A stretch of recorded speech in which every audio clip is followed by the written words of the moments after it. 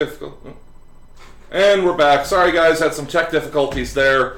We're back though. Hopefully, we don't know what that was, but hopefully we don't have any more problems in the broadcast. Let's see. Oh yeah, I know. Apparently, it was in the middle of Trevor's pitch, and Josh says the ghosts of Fear Street won't allow this pitch to be said live. It's too hot for internet TV, guys. Yep. So it's good though. I can tell. I heard it. It was a good pitch, I'll never say it again. It was a Jack Black attack. Jack Black's hack attack. Yikes! Oh man, he hacked our sex. Man. He hacked us right in the sex. Oh boy. Right. Okay, but yeah, no, like I said, but seriously, the pitch is it's exactly like this. It's very simple. He is the proprietor of like an eccentricity shop, like an old weird, like bizarro stuff, and he's going out of business. Some kids like they're gangbangers and they shoot some guy. And okay, no, this is not Tales from the Hood. Why not? Because not every movie can be Tales from the Hood, Jake. See, that's my monkey paw wish right there. That every movie was Tales from the Hood? Okay. So, in any case, some local troublemakers or whatever come in to give the old guy a hard time and maybe get some of that sweet stuff of his that they've seen every once in a while, hoping to get some real discounts, and maybe they'll like see this like kind of creepy old ventriloquist dummy in there, and they're like eyeing it up, and then Jack Black's like, oh, that? Oh, none of you want that old thing, and then he launches into a story about the fucking dummy. Do it anthology style, like Creep Show. Yeah. Or The Outer Limits, or Twilight Zone, that kind of thing. Those were all really good. I like the idea, and they don't do this enough anymore. I like the idea of taking a small idea that's, like Twilight Zone style, and just doing like half an hour. Amazing stories, monsters. These are all shows that... Jack Black is attacking my throat. Oh. He's trying to prevent me from Jack is hacking... my talking sack. Sack. That's not a thing. That's not a thing. It isn't. But that's okay. Tales from the Crypt, yes. Oh, yeah. Yeah. So, yeah, Jack Black is going to be in Goosebumps. Have fun with that. Enjoy! Let's see, what's the next one? That's not... well, I wanted to mention this just because it's kind of like, hey guys. It's not shooting in Canada. Yeah. Sorry, Kara. Sorry. So sorry. We're so sorry. We're sorry. But in any case, no. Marvel's Hell's Kitchen and Netflix shows, that's going to feature Daredevil, Iron Fist, Luke Cage, and Jessica Jones. Mm-hmm. Those series that are going to be on Netflix are going to be filmed in, actually, New York. Set in New York. Start spreading the news. Well, the reason I brought it up there is because it was like the original headline I saw was like good news for New York actors. It's like, oh yeah, those poor sons of bitches. I mean, they don't have any work. There's nothing being filmed in New York right now. Fucking assholes, That'd be nice news for somebody like anywhere else in the world that's trying to get filming done in their place. Good news, they're filming in LA.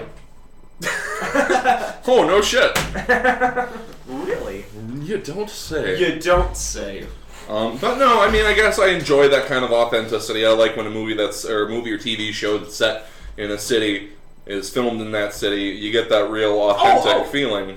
I guess there is a movie coming out about... I can't... we don't have it pulled up. This just came to mind right now. There's a movie being filmed in Michigan. Oh. That's about... the name of the movie is something Michigan. I can't remember the name of the town. But it's about a husband and wife, and the wife is worried that her husband is a serial killer. Oh. Which seems interesting. I remember thinking the actors, the actor playing the husband, seemed interesting. It seemed like a good... I think it was Bryan Cranston, actually. Bryan Cranston. Man, there is a guy. Yeah.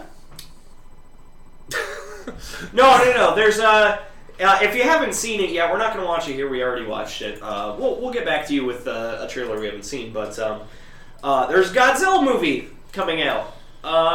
There's a trailer for it on YouTube. prominently featuring Bryan Cranston, as we were just mentioning. His next kind of turn here from Walter White in the AMC series Breaking Bad. And in the trailer, as Jake said to me, he is just chewing the scenery. He is just going full bore. I love it too. He is just very upset. He could be really bored about this. I mean, it's a Godzilla movie. Let's face facts here. Godzilla was never like the blockbuster that people remember. It is a cult classic.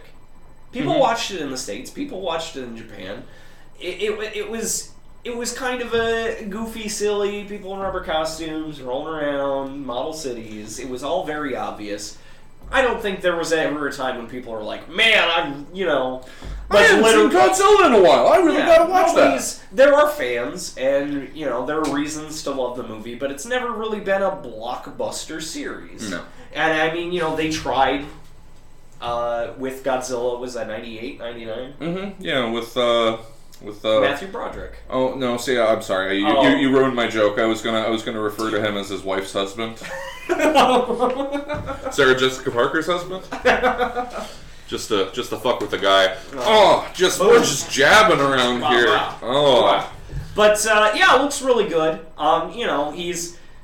Bryan Cranston is intense though. I love him. Chewing the scenery, like really throwing himself into the role. You could be really bored. If you were an actor and you were doing this movie, you could be really bored. Like, all right, show me on the green screen where I'm supposed to be like, Godzilla. Like, it could be really shitty. Josh says Methzilla, Breaking Bad. Oh, that's a image. I'm Godzilla, bitch. Man, like if he gives like a 3-day weekend out in the desert-sized load of crystal blue methamphetamines to Godzilla in an attempt to give him an overdose. Just get him wet. Oh, God. He would have so much energy to fire out of his mouth! It's what he does. I love it. But in any case... And he doesn't look stupid. His face doesn't look stupid. I gotta tell you this. If you have a lizard monster in your movie, don't make his face look stupid. Oh, it's Spider-Man, Amazing Spider-Man. I'm looking at you, Amazing Spider-Man. Speaking of Amazing Spider-Man. We are just boom! Segue! My God. Let's get it up here. Let's do it. We're out of order, by the way. We're good news, guys. Good news. Sony wants us to know that they want to release a Spider-Man related movie every single year. Enough. Fucking enough. Look, Marvel can do this. Marvel can do this because they have a lot of characters and a lot of stories that people give a shit about. I'm sorry. If you like Spider-Man, especially if you like the Amazing Spider-Man. Hey, I know Trevor, I like Spider-Man. Trevor loves Spider-Man, but Trevor, can I speak for you here? I'm going to speak for Trevor here. He did not like Amazing Spider-Man. I didn't. And you know which is funny because I liked Andrew Garfield as Spider-Man. Yeah, he was really good. But the Amazing Spider-Man was just balls. It was just balls. Balls. They made the lizard look like a Goomba. From the the worst. Such a shitty look. The story of putting a thing on top of a building to get everybody injured or in peril of the thing, and then having to go on top of the building to stop the thing. I'm interested in it. Listen, Sony, it's great you guys have Spider-Man, but you can't be Marvel. You only have the one. You have the one guy. Yeah. And his associated people. You won't play... See, this is the problem. It's like there's a room with 3 kids, and there are a bunch of action figures, and there's, you've got Marvel, and they got all their sweet-ass action figures, and they're just playing and having a good time and coming up with stories and stuff. And then you got these 2 guys in the corner that brought their own toys, or actually, got them from the other kid. I guess that's where it kind of breaks down. But, they have, one... this one kid has Spider-Man, and that's it! That's all he's got. He's just got a bunch of Spider-Man toys. Spider-Man. And then, like, maybe I got the Sinister Six and Spider-Man can fight him, but maybe they have their own thing going on. And then there's doing bad. And then there's Venom. Oh, it's just another Spider-Man action figure that my mom got me on accident, but I markered it black, so it's like Venom now. Oh, nice. Yeah. Nice. And he's gonna be like, I got my own movie now too. Oh yeah, guys, they want to make spin-offs of Spider-Man, because they don't want to just give you a Spider-Man movie every year, but it'll be within the Spider-Man mythos. So you'll get like a Spider-Man, or Amazing Spider-Man 2, Venom, and you know what? Color me skeptical, Jake. Mm-hmm. Color me skeptical. I don't think a Venom movie would work. I don't think the character can make a movie work. I disagree. Okay. Oh no! What? That just happened right here. You've seen it live. You should mark we this. Don't always agree with each other. If you have your J&TRE bingo board out, mark that as J&TRE disagree. Mm-hmm. And I think that's right. Well, Jake disagrees with Trev. Trev disagrees with Jake is a separate space. Because you got it. You got it. And if you fill out your card, send it to us, JTREverything@gmail.com. Mm-hmm. Send us a picture of it. That you filled it out and you won. And that you won, and we'll give you a secret mystery prize. But no, I disagree. There's a really good 4-issue series, which I have, because I read comic books. Trevor has comic books too. We both read comic books. It's 4-issue series about Venom. It's the retelling of the origins. The origins happened in, the early 90s? Late 80s? I got bad news, Jake. What? The symbiotes aren't that interesting. No, I know they're not. And Maximum Carnage was kind of butts, and, it was popular at the time, but that was the whole muscles and guns era of Marvel in the 90s. The problem is that Venom is just a dark reflection of Spider-Man. Yeah. So how do you okay, so you have a movie about Spider-Man, and how is it different to make a movie about a dark reflection of Spider-Man? I don't know, but that's the other thing is that, I suppose, it would have to be a grimdark movie, and we already have way too many grimdark movies. Too much. No, it was a 4-issue miniseries, retold the whole thing, did it really well, art was really good. Mm-hmm. Not that it counts for turning it into a movie, but it really got into Eddie Brock's character. Mm-hmm. Him turning into Venom, him almost committing suicide, and then Venom shows up, and even though he turns into a bad guy, kind of saves him in a way, so that's kind of an interesting thing. Right. I mean, he just goes straight into vengeance mode, but... He's a reaction. Right, he has to do with Spider-Man. You cannot separate, no matter how long your crowbar, you cannot separate Venom from Spider-Man. No, you can't. And so you could do a spin-off, I think. You could have... You tell me how it would be different and how it would be compelling. I'll give you this. You would have to set up Venom in a Spider-Man movie before you could give him a spin-off. Yeah. I feel like there are a lot of movies besides Marvel that have never done that. I've never seen that in a movie. Hold on. I have seen that, and they pulled it off with shitty colors. Real shitty colors. It was Elektra. Because they set her character up in Daredevil, which was already kind of a movie, and then they made her movie just absolute dog turds. And it was just real bad. And they didn't even acknowledge that she was in the Daredevil movie. So they got close. They were like, oh, we're almost doing a spin-off where there's a character from another relevant series that's, And then they were like, nope. Because she dies. Spoiler alert from 10 fucking years ago. You deserve this. Elektra dies in the Daredevil movie, which was kind of a big deal in comic books. They shoehorned it right into the movie, but and then they kind of start the spin-off without even... I think they're like, oh, she was dead, but now she's not, or... I don't remember specifically. That movie was fucking terrible. They literally described the battle between good and evil as the battle between good and evil. Every organization of people. Sometimes there good. are a league of good people, and sometimes there's a league of bad people, and most of the time they fight. Literally, watch that movie. Tell me I'm wrong. Elektra's a piece of shit. Okay, hold on. But that's the closest they got to spinning off a character from a movie without basically disconnecting it entirely. So let's see. Kira Kennedy, HNR says. Dear God, no, I love the Spider-Man movies, but they're going to run out of ideas fast. That's from the mouth of somebody who liked Amazing Spider-Man. Even if they keep making Amazing Spider-Man movies, spin-offs and all that, a movie every year, no, they can't pull it off. Odelic says, I had a migraine after The Amazing Spider-Man. I blame the movie for it. Mm-hmm. That's fair.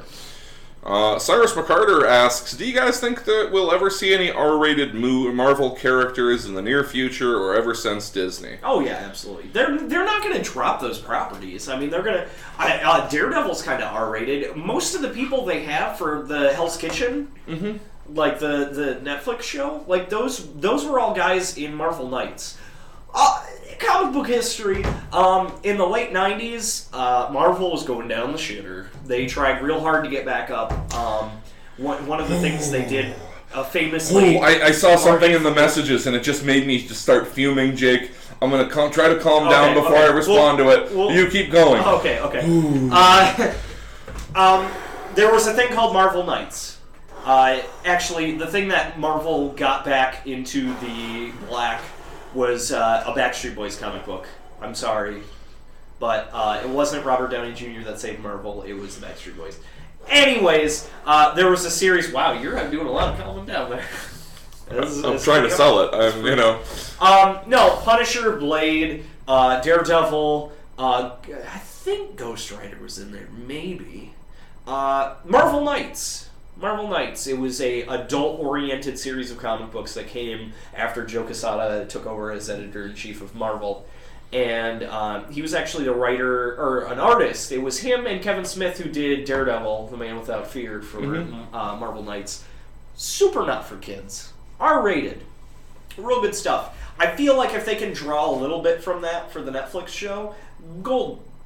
They have plenty of adult material to do with the Netflix show. I don't think they're going to drop Blade. I don't think they're going to drop Punisher. We'll probably get a reboot of both of those, if not like just cameos in their TV show. The Punisher and Blade will probably show up on the Netflix show if they know it's good for them. S.H.I.E.L.D. has had the bare minimum amount of cameos of characters from the Marvel Universe, and that sucks for me. Like, every time I tune in, it's like watching the first 3 seasons of Smallville. Oh, like, my are they God. gonna have something that's not like a bullshit made up character for the show? I really hope so.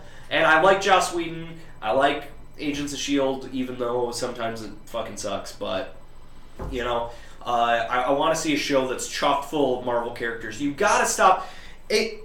You gotta stop being so worried that you're going to use a character in the future that you just never use it ever. You know? Dig through the long box, find some characters, throw them into the Netflix show. If you can't put them in the movie, Blade and Punisher would be perfect examples. They worked a lot with Daredevil and Blade. Or absolutely. Daredevil and Iron Fist, Power Man, all those guys.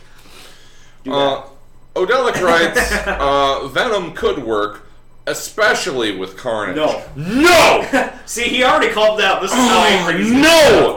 Guys, you are wrong. And if you think Carnage is awesome... It's rose-tinted glasses. Listen. You're looking at comic books with rose-tinted glasses. I hate to tell people they're wrong, because so much of what we do is just opinion-based.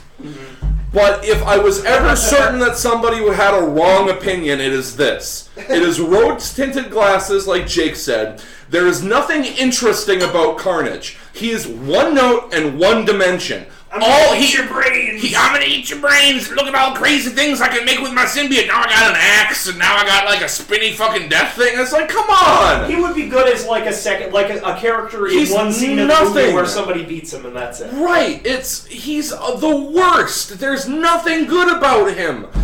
Go back and read the comic. Please, yeah, that's my challenge to you. Go back and read any comic with Carnage. And here's the thing. You talk about Carnage, and the thing people talk about the most is Maximum Carnage. Well, you know what? Maximum Carnage sucks dicks. It sucks a bag of dicks. It's the worst. It is not a good Spider-Man story, and it is not a good Venom story, and it is not a good Carnage story. And they got like the whole Marvel universe. Oh, they got everyone in on it. It was just the worst. It was all Rob Liefeld. Guys, I mean, I'm not someone who is predisposed to hate Spider-Man. I love Spider-Man. I was the guy who was most excited for Spider-Man back in, like, what was it, 2001?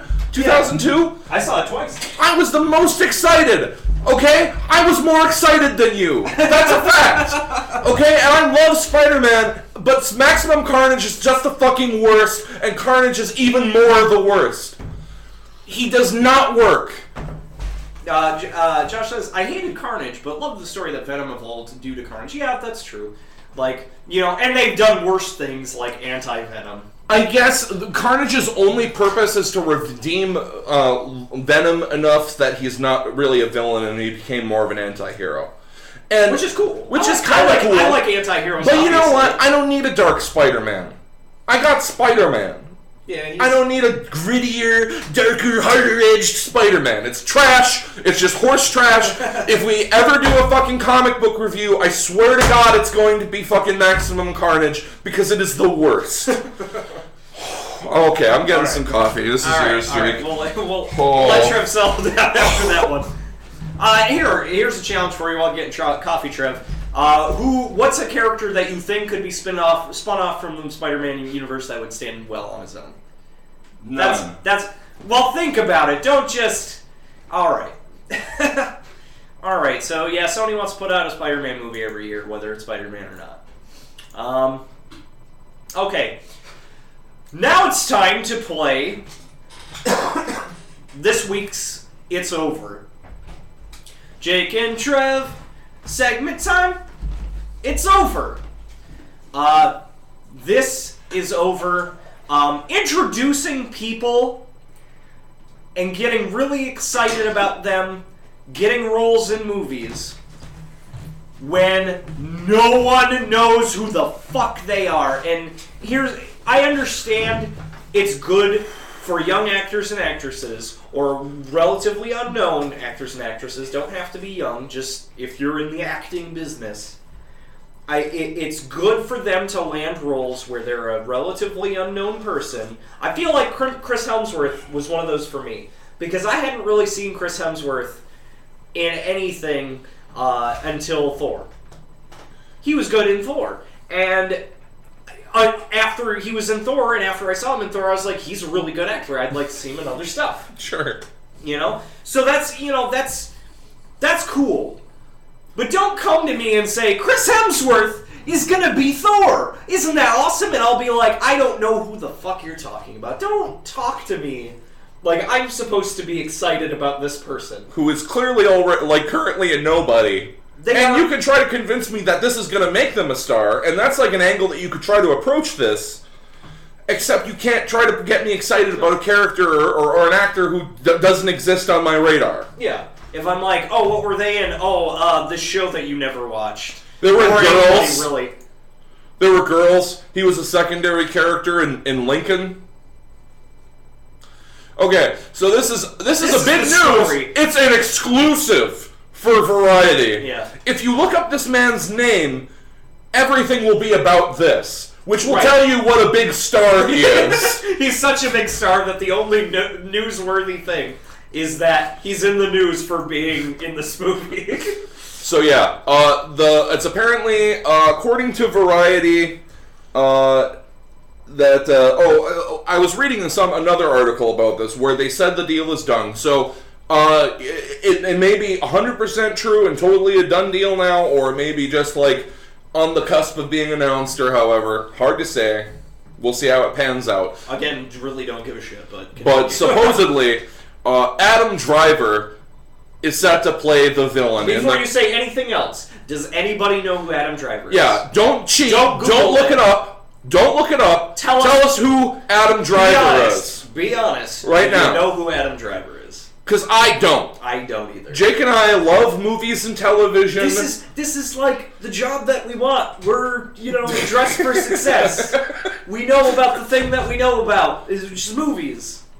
We do not know who Adam Driver is. I'm sorry. And which is not to say that he's bad. I'm not gonna sit here and judge the dude unjustly, okay? I'm not gonna sit here and tell you that he's a piece of shit or, that he doesn't deserve the chance or anything like that. Absolutely. He totally... I really like seeing people that we haven't seen before that are good, be good in something, and then, launch a career. That's super awesome. Mm-hmm. Do not have a problem with that at all. I also don't have a problem with this guy. I have a problem with the media playing it up like it's some kind of fucking news. Because it's not news. When he does the role in the movie... And it's awesome, then that's news. That's news. Then I'll be like, oh yeah. And that's how I felt about Christoph Waltz. The first time I saw Inglourious Basterds, however you feel about Inglourious Basterds, the one thing, and you have to be able to admit this too, Christoph Waltz was fucking awesome in it. Yeah. He stole that whole movie. Yeah. Guys, I did not like, if you don't know, I did not like Inglourious Basterds. It was a bait and switch. I'm mad at Tarantino. I'm still mad at him about it. I know. It's okay. That's okay. But Christoph Waltz did an amazing job. Just owned the shit out of that. And then he was in Django Unchained, which he owned the shit out of. He was in Green Hornet, which he owned the shit out of, if you remember that at all. He really, nom. People eating scenery all over the place. Oh my god. Just numbing on it. Concerning who Adam Driver is, Kira Kennedy, H&R, says, who? Exactly! Who? Who is that? Okay, so now everyone, I want you to go... there's a correction for me. Let's see, Kira and Cyrus say he was in the Star Trek reboot. Yep, he was Kirk's dad. He was Kirk's dad. But he really wasn't that. He wasn't really in the movie. I mean, and that was kind of come on. Anybody could have played that role. I'm sorry. Really, he was on screen for about 5 minutes, and all you had to set up was that he was a good man. Yeah, you could have done that. You could have done that with me. I could have been in that fucking movie. I'm Kirk's dad. Everybody. I care about the people on this ship. I'm going down with this ship to make sure everybody's safe. There, easy. I win. Easy peasy. Kirk's Dad of the Year award goes in vain. But okay, so according to Variety, Adam Driver to play the villain. Sources tell Variety that while no deal is done yet, the Girls actor, he's from Girls. What? Who? People who gives like a shit? Show. People that I've never met really like Girls. He's close to signing on to play the villain in J.J. Abrams' Star Wars Episode 7. Here's the thing. Go look a picture of this guy. I feel really bad about this, but I'm going to say it anyway, so try not to be judgmental about people. But I said, this is exactly, and Trump can vouch for this is exactly what I said to him when his picture popped up. I was like, wait, is he playing Boba Fett's mask? It's true. To which I responded, is he going to play Lando Calrissian's co-pilot? When you look this picture of this guy, you will laugh at those jokes. He does not have a good-looking face, is what I'm saying, and that doesn't say anything about his acting chops. Looking at his eyes, I could see he could play menacing. He's got like the eyebrows where it's like, ooh. He could be kind of menacing. Some people just have the eyebrows that make him look evil. He looks a little evil. He looks a little evil. And good for him. Yeah. But yeah, it's over. Guys, don't get us excited, or try to get us excited, about people who are nobodies who have been cast in something, because it doesn't matter. It's not news until it's news. Yeah. And this actually goes along with something we said a while ago, which is it's over, is talking about any development with Star Wars unless it fucking matters. Oh my god. Really? Odelic says, Adam Driver's some indie actor that's more hipster than you. That's who Adam Driver is. Thank you, that's true. That is who Adam Driver is. Alright, we're in lightning round mode now. We got a few more couple things to talk about. Interesting, weird things that are happening in the Twitterverse. Apparently, somebody started tweeting frames of the movie Top Gun with the lines that were said in that scene. Frame by frame.